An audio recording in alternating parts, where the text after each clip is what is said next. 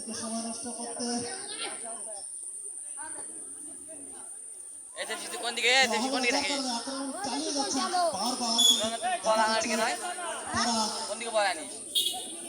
গোলের নামের যে সুযোগটি তারা এখন পর্যন্ত সঠিকভাবে তৈরি করতে পারেনি। আক্রমণ আবারও সুমন ফ্রি কিক নেওয়ার জন্য প্রস্তুত দিয়েছে। আবারও সুমন রাখতে পারলেন না। সুমনের বাইরে সুলতানকে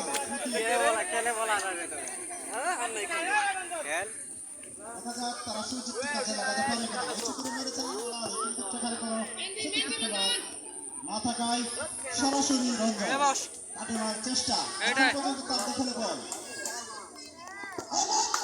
একটা কিক করেছিলেন সেই আলাস কিন্তু সেখানে লক্ষ্যবস্তু শট ফলে কোনো বিপদ নয় সুলতানকে।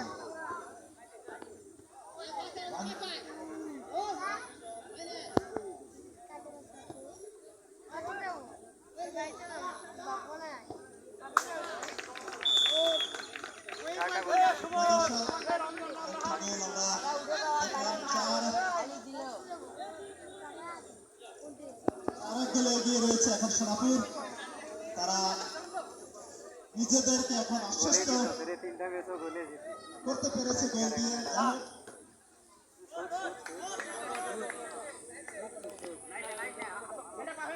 তারা এখন কনফিডেন্ট যেহেতু তারা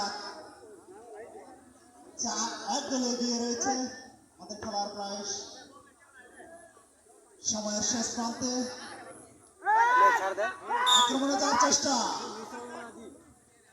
কিন্তু সেখানে হয়তো একটা ভুল বোঝাবুঝি এবং এই মুহূর্তে একটা হলুদ কার্ড সুমনের জন্য। আমরা মাঠে এমন কিছু আচরণ করবো না যার বিনিময়ে আমাদের কার্ড খেতে হয়। আমরা এই জায়গায় সুন্দর একটা অ্যাটিটিউড বজায় রাখবো। আক্রমণে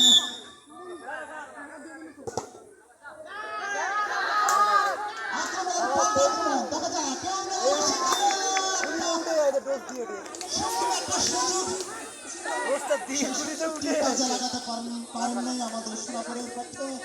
যাই হোক একটা অন্যরকম একটা সুযোগ ছিল, কোনো পিছনে ছিল না, একটা সুবর্ণ সুযোগ ছিল তাদের নামের পাশে হইতে আরেকটি গোল যোগ করতে পারতো সেই সোনাপুরের পক্ষে, কিন্তু সেখানে লক্ষ্যভ্রষ্ট শট। সঞ্জয় আবারও সঞ্জয় বাড়িয়েছেন, এখনো তার নিয়ন্ত্রণে বল। দেখা যাক আবারও সঞ্জয় কাটানোর চেষ্টা মেরেছিলেন কিন্তু সেখানে প্রতিপক্ষ খেলোয়াড় প্রস্তুত ছিলেন না। আবার পিছনে পাঠাতে হলো সুমন।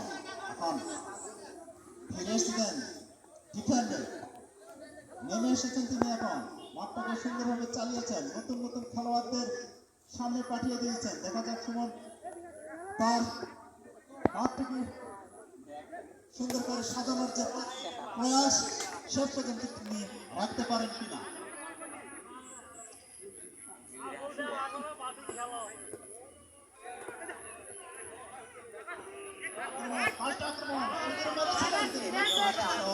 ফলে কোনো বিপদ নয়।